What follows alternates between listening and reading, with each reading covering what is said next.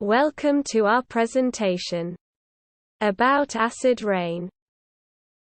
Let's get started. For the beginning, we would like to talk about the concept of acid rain. Acid rain first appeared in 1853. However,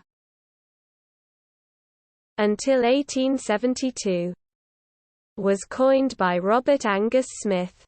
Accordingly, when air pollution occurs, will make rainwater to have a pH below 5.6, which causes acid rain. In addition, rainwater also contains nitrogen and sulfur.